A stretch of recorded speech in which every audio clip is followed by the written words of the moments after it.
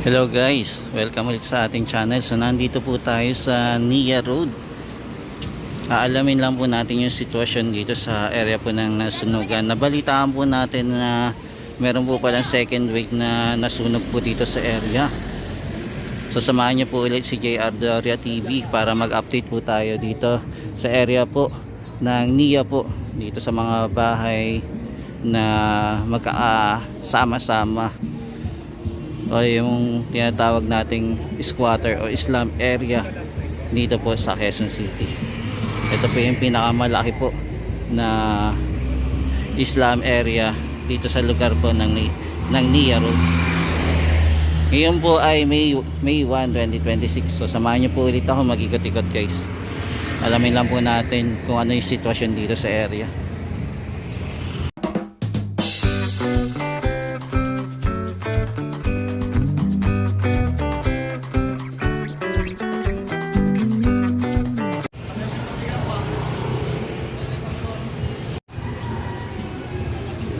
Nandito din po pala yung ating ABS-CBN para magulat po sa sitwasyon dito sa area sa Nia.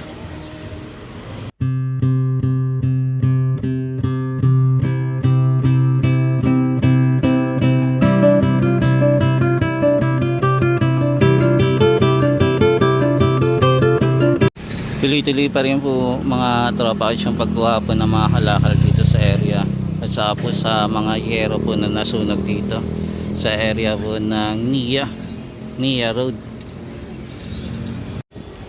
Yan, so eto na po yung itsura ng ating malaking lugar na na-demolish na po. Ito po yung lugar na nasunog po mga tropa hits. Naubos po at yung mga bahay debris po dito ay pinagtatanggal na rin po. May mapapansin nyo po na sobrang lawak na po ng area mga guys, na parang landfill na po, no? Malinis na po. Yan, dati po yung mga bahay dito ay mag-aasama, mag-ahadikit, pero ngayon eto, malinis na po yung lugar. Meron pa rin po mga parte po na hindi po nasama sa sunog. May natitira pa rin na hindi pa po na-demolish.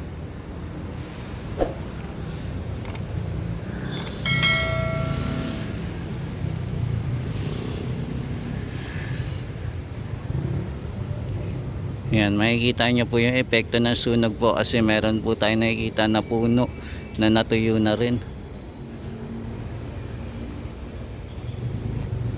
Yan, sobrang luwag na po siya.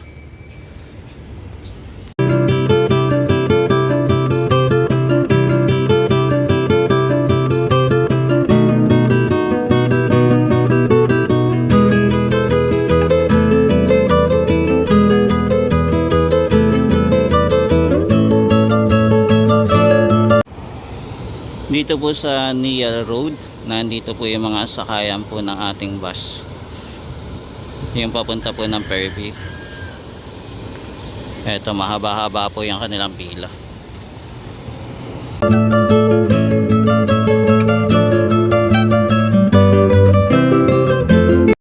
Yung lugar po natin guys ay linagyan na po ng bakod. Bali hindi na po makakapasok yung ating mga kababayan dito sa loob ng dating nilang bahay.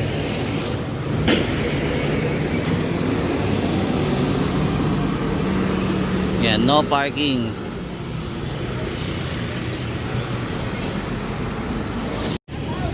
Yung mga kababayan natin dito po muna sila nakatira habang nag-aantay po, nagbabaka sakali na pwede pa rin po sila makabalik dito sa area po na dati nilang tinitirhan.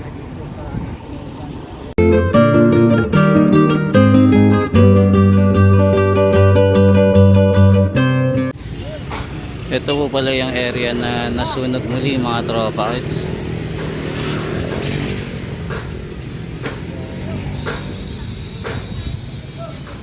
Halos konti na lang, naubos na yung bahay nila.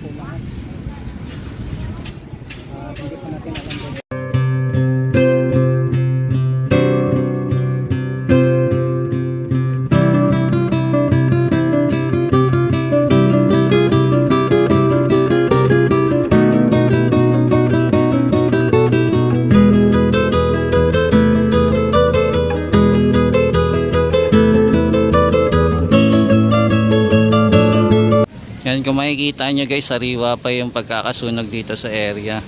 Bali naganap po ito noong April 30 lang po. Bali madaling araw mga guys. Di bali ito na po yung pangalawang beses na nasunog yung area. Pero makapansin nyo po, konti lang naman po yung area na nasunog po. Yan dito guys, meron din po daanan papunta po sa EDSA po. Bali nakalagay po dito is alternate route to EDSA via NPO route. Yan, so ito yung mga guys.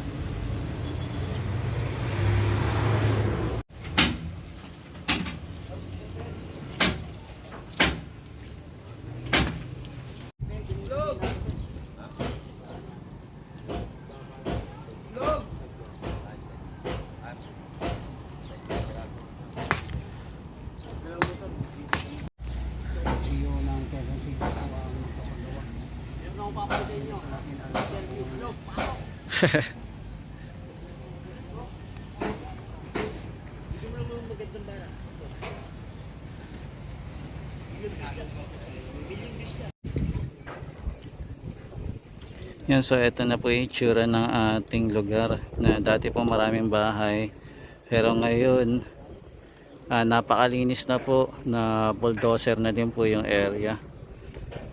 Ito po yung halos sama-sama po mga kabahayan dito sa area. Tapos ito naman po yung area na nadamay naman po sa sunog. Ayan, halos po maubos na din po yung area dito, yung mga kabahayan. The last time na nag-vlog po kami dito, marami kami po yung natira dito na style. Ngayon wala na pong natira.